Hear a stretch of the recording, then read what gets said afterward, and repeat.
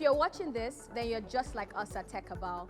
You're either African, curious about Africa, and how African tech is changing how people do life and business on the continent. There are a lot of exciting new trends sweeping through the industry, and it is important that we give you insights into our ever-changing ecosystem. We will give you a full view of Africa's tech ecosystem and spotlight the building blocks that make African tech tick, from startups to big tech to regulation and capital. We hope that you will not only be intrigued by the present, but also excited about the future. My name is Koromone Koroye, and you are on to The Next Wave, brought to you by TechCabal. On the last episode, we talked about the increasing potential of cryptocurrency in Africa, the risks, gains, and what the future looks like. But today, we're going to be talking about talent. It has been the center of several debates on and offline. Some people staunchly believe there's a talent deficit, while others just see a lack of opportunity available to talent. Today, we'll take a dig into the different sides to the talent conversation with just the right set of people. We also look at how international recruiters are impacting the talent pipeline in Africa and what this means for the next generation of startups. With me today are Adewale Yusuf, co-founder of TalentQL and Old School Africa, Snehar Shah, CEO of Moringa School, and Chukwuemeka Afigbo, a tech ecosystem builder with an interest in growing tech talent and communities globally. It's a pleasure to have them all on the show, and thank you for joining us. Hi, Adewale. Hi, Koromone. How are you doing today? I'm very good. Thanks for having me here. Yeah, a lot has been said about talent in Africa, right? Finding the right people to help you build your startup and to take it to the next level. But then a lot of people are saying that there's a talent deficit. And being the co-founder of two organizations, TalentQL and Old School Africa, you have some experience in recruiting and managing talent. So let's talk about engineering talent for a minute, right? So there's a myth, right? And I want you to dispel it. There's a myth that it's hard to find engineering talent. Can you speak into this using your own expertise? So it's very difficult to get engineering talent, especially the best one, which is the world class, what everyone is looking at. So we live in a global village. Let me start with that, where the talent, you're competing with companies in US, in Dubai, in China. Okay, maybe we take China out of for now, but in different parts of the world. So you're competing for the same talent. So, and also when you look at the talent side of things as well, yes, we think we have a lot of talent in the market, but the world-class one, how many do we have? And the little you have to compete. So that's a major challenge we're actually facing on the continent. And now, thanks to COVID, the world kind of discover Africa, especially Nigeria talent, like, okay, there are some talents here. Because before, people go to the likes of India, Indonesia, and some of these other companies, or these other Asian countries. But now, people are looking at Africa. What do you have? And every day, each startup in the market, you're losing some of your best talent to global opportunity. And also the question that I always ask the founders is, do you want to deprive these people from this global opportunity? You understand? Yeah. We shouldn't even focus. The question shouldn't be, oh, are we looking at the talent? How can we let this talent stay? It's just that how can we produce more talent? And that's one of the things I'm looking at. You look at the continent of 1.4 billion people, 200 million in Nigeria, and people, a lot of people, over 600,000 people graduate from universities every year. So we have talent in the market. What is missing is the skills. And there are a lot of other talent as well, because when they started, you started in a market where you have to learn yourself. You have to do everything. There's no structured learning environment. And that's some of the things we need to actually address. And also, that's some of the things I see about the market about the talent market now. Yeah, so just staying on the conversation of training, right? So we're seeing a lot of training programs crop up, such as Old School Africa, right? Can you talk about what challenges these training programs are around to solve, right? What hindrances currently exist in the market, and how are programs like Old School Africa helping to bridge gaps that currently exist? Okay, so here's one of the major things we've discovered. I mean, when we started TalentQL, to be honest, we didn't want to do training, especially junior training. But one of the things we realized is a lot of boot camps were teaching people how to become a coder. The market is looking for software engineers. Software developer is different from software engineers, which means how do you become a world-class engineer? For example, it's not just about coding. There are other things involved. So when you are coding at the global scale, you're working with a company that's scaling, that millions of people are using this product. So you need to understand how to write your code. I've worked with a developer, someone regarded as a senior developer, and when I review his code, because I can still look at code, I had some tech background, software developer background, and I realized, what is this? Nobody can really build on this code. And when you go to global company, you build a code that must go beyond you. So you have to comment your code. You have to do a lot of things. Don't let us even go into technicality of it. So boot camps, I see some boot camps just focus on training people how to be developers. And those people now get out of it, and they're not employable.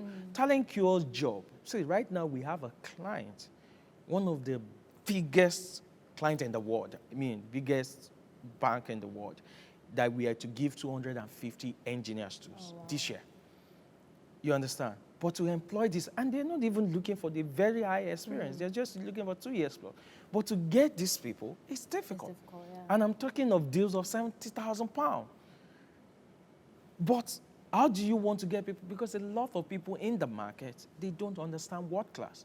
And so that was one of the things we just saw, like, oh, people are training. Because for me, I just felt like, oh, a lot of people are training. As at TalentQL there, I said, okay, let's get everyone, where are your talent, get them to join our pool. And they keep failing our tests. Then we started research, like, what is going on in the market? Why are a lot of these developers not catching up? Then we did, after research, we realized, like, a lot of these developers are not world class. What does it take to be a world-class developer? So we started a program.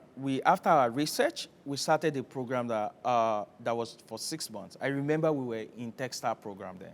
And even a lot of mentors we spoke with said, it's not possible to build a compression algorithm for experience. And we said, we don't have a choice. We're in a market like this, so we need to create something. And we did the training where we get some senior engineers from around the world to mentor talent. What happened right now, by end of the program, which is just 6 months, over 50% of them have gotten a job. We realized, like, some of them started getting opportunity that is like 10x. One of them got an opportunity in the UK, £70,000, with a lot of other benefits. Then there are $4,000. So then we realized, like, we fixed something. How can we now scale that? You understand? How can we now make talent world class? So we have to create junior world class talent. And that was when we started our school. I remember some of the feedbacks when we sent some of the students that got into the school. There were people tweeting like, oh my God, I'm doing cloud. And our school want me to take HTML and CSS. And we were like, we want to build world class engineer. We just don't want you to jump and just be a coder and just say, oh, I'm troubleshooting. No, we're building world class. And use of English is part of our curriculum. And also there are other things that you just think these things are not going to work, but they are part of it, including etiquette. How do you communicate? The first thing we started with the email. How do you use email? How do you use Slack? How do you communicate to your boss? You understand? How do you even work in a team that is a global team?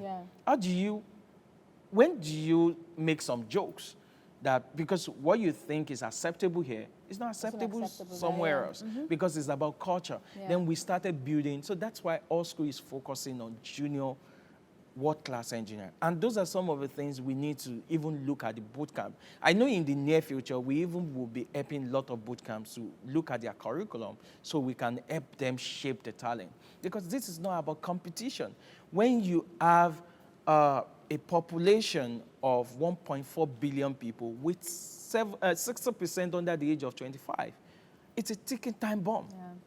You understand? Where you can actually make this the future workforce, where you can give them opportunity. So that's one of the things we're looking at, everybody is trying to solve the problem, which is good. And we all need to just get our hands together and make sure we know the problem we are not solving for. We're not just creating coders. We're creating world-class developers that the global companies really can hire. And that's where we all win. Fantastic. So Adewale, what it sounds like you're doing is you're helping junior developers develop skills that will help them become world-class senior developers. Absolutely. Right? That can work on the continent and in global markets. Thank you so much for sharing your thoughts with us. Thank you for having me. Hi, Emeka. Thank you so much for joining us. So we've established that there's a talent shortage on the continent, but then we see that more people are emigrating abroad. The ones that aren't are now involved in remote work, which has become the norm, no thanks to COVID. Now, there's some dilemma, right? Maybe it's great that African talent is getting global recognition and getting hired by global giants. But then try telling that to a young founder who's trying to keep the lights on and can only afford to pay developers so much money.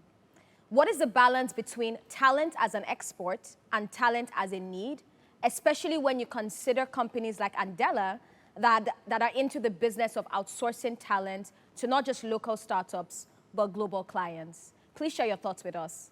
Thank you very much for that great question. So we're asking, what is the balance between the demand for local talent, for the use by companies that are local to Africa, and talent that is being exported, either they are leaving the region or they are working for foreign companies from the region. For us to really understand this, we may need to take a step back and get the context we're in today.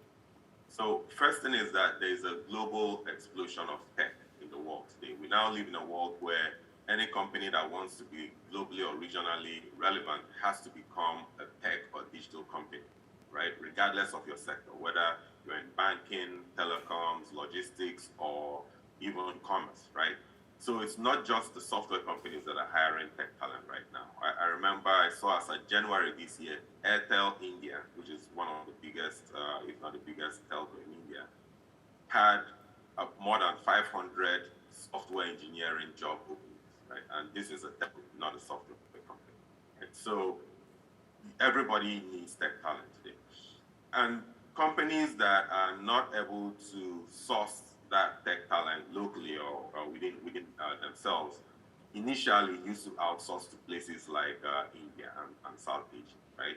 But as we've seen, the Indian ecosystem is also demanding that talent right now, and so that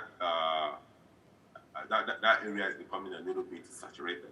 And so attention then shifted to Eastern Europe, so countries like Romania, Ukraine, and so on, which was fine for a while, but even those countries are getting expensive for a typical Series A or seed-funded startup, regardless of where they are in the world. And this has then made attention to begin to shift to Africa, right? If you ask for why, there are a number of reasons. For example, Africa has a young, motivated, largely English-speaking population located in what many consider to be the best time zone for global business, right? And over time, the world has realized that with just a little investment in enabling or training this talent, you have great developers, great tech talent that can drive value in any environment. And if you then consider that a lot of this talent has gone through what I'll call unimaginable obstacles to get to where they are, many of them are self-taught, you find that the talent from the region tends to exhibit a level of resilience that is tough to match in other parts of the world. So there are developers that leave Africa and go to work abroad, and because of the drive that they have, they perform things that are nothing short of miracles, and many of them go on to lead teams in the companies where they work, right? So then you now layer on top of this the current unrest in Eastern Europe that has disrupted the talent pipeline from that part of the world. And so we only expect that there's going to be more demand for African developers from the global community in the coming weeks and months. So what does this then mean for the local ecosystem? It means, first of all, if you're a developer or you're tech, or you're in the business of grooming tech talent, then this is a time of opportunity, right, for you. If you're a company or a startup that needs tech talent in the local ecosystem, then I would say that you're in for a tougher time in getting or securing this talent. But if you're a local company, you need to look at what the unfair advantage you have over foreign companies is. And that is basically that you're closer to the source of this talent, right? And that means that you can actually invest or tap into this talent at the source, invest in grooming local talent, partner with a lot of the people who are doing great things in the ecosystem, the likes of Adewale and his team at All School, Moringa, University, Dafuna, Weya, Semicolon, Decagon, there are a bunch of them. Partner with these people to get access to this talent and invest in this talent while they are still at the grassroots before the global companies can get their hands on them. And if you can build this pipeline that basically leverages your company to grow, then you may have the advantage, or you may be able to get the jump on the more global companies that are also competing for the same talent. Thank you so much for sharing your thoughts with us, Emeka. We're going to go on a quick break, and then we're going to be right back.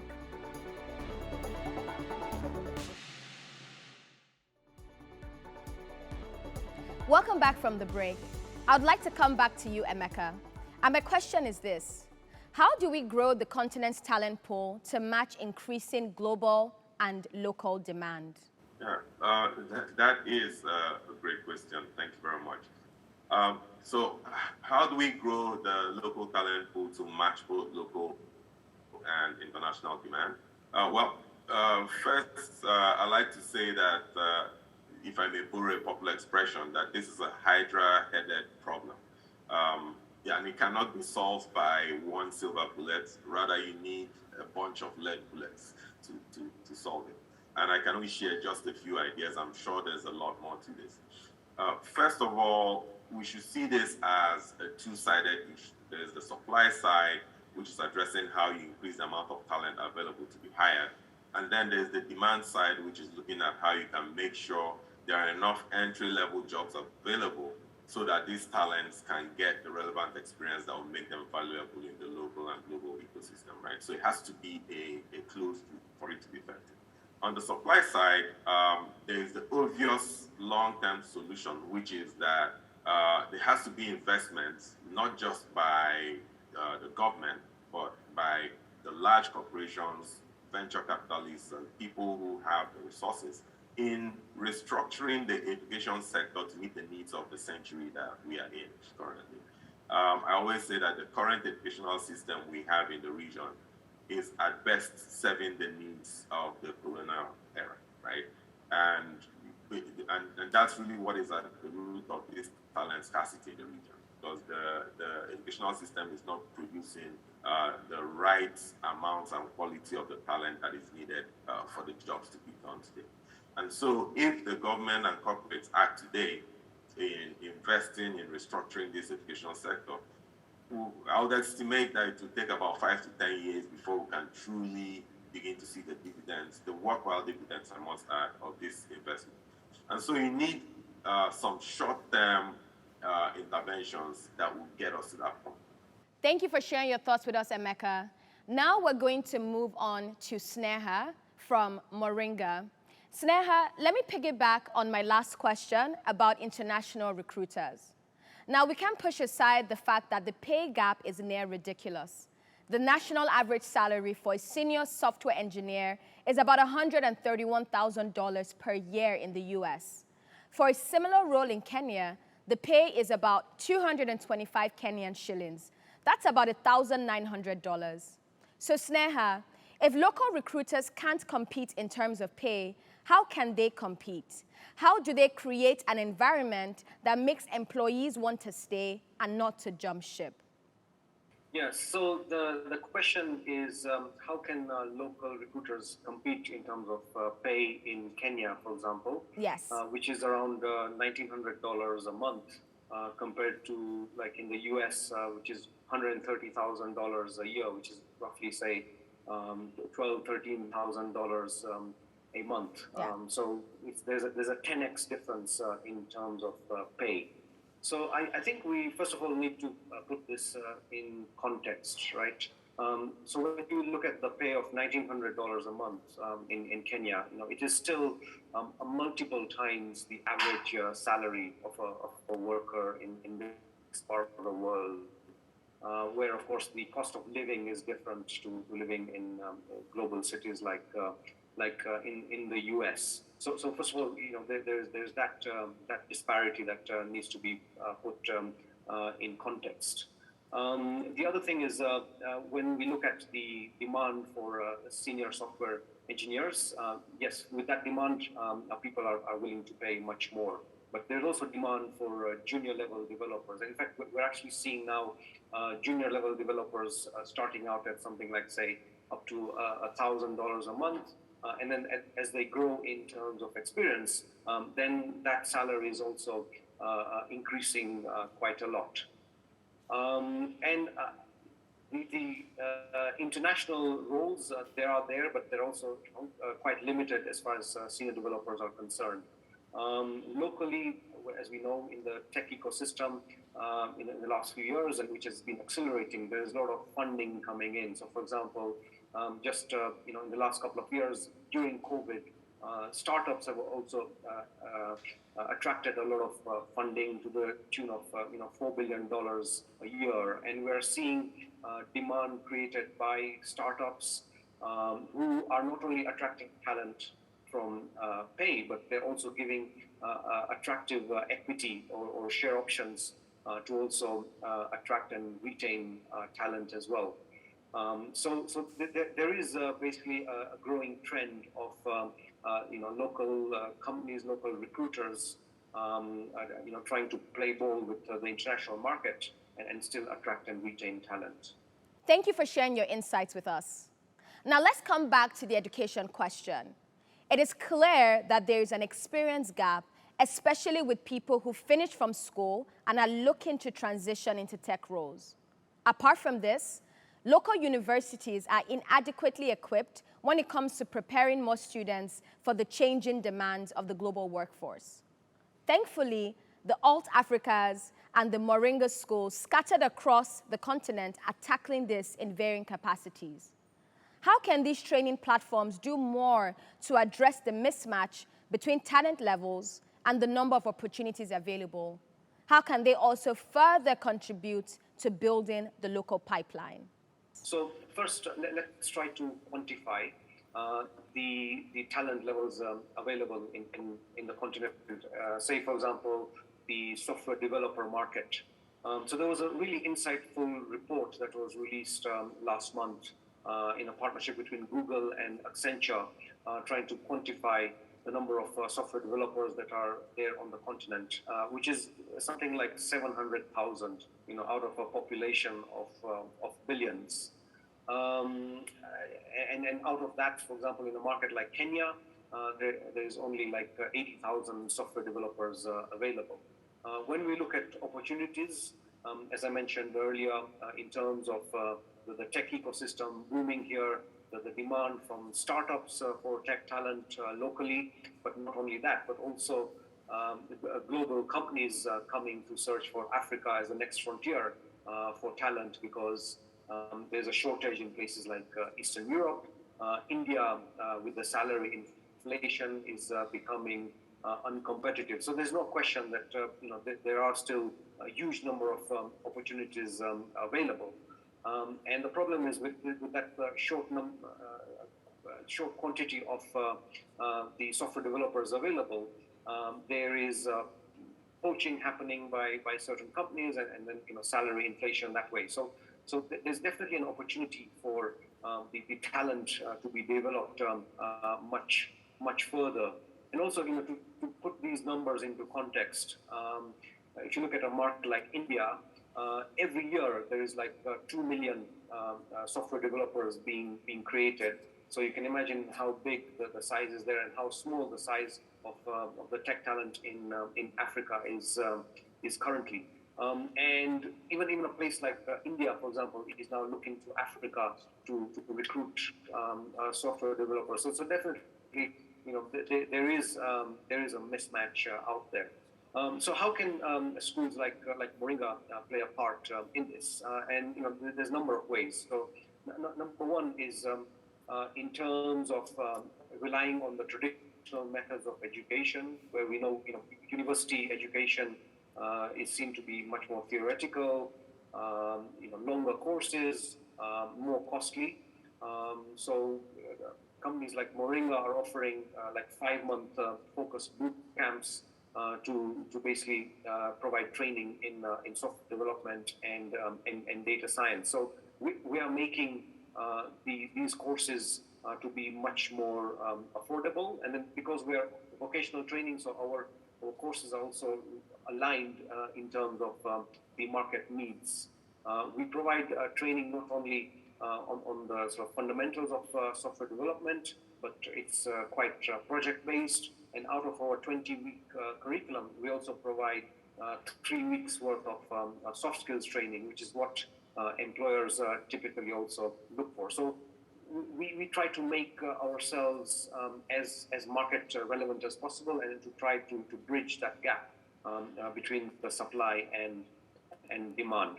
Thank you so much, Snehar, for sharing your thoughts with us. And thank you to our other guests who joined us on today's episode of The Next Wave, Adewale Yusuf and Chukwuemeka Afigbo. The Next Wave is brought to you by TechCabal in partnership with Flutterwave. Join us next week where we talk about how smart cities are awakening Africa's urban horizon. Remember, you can tweet at us using the hashtag TheNextWaveCNBC. You can also send in your feedback on this episode to thenextwave@techcabal.com. Thank you again, everyone, and see you next time.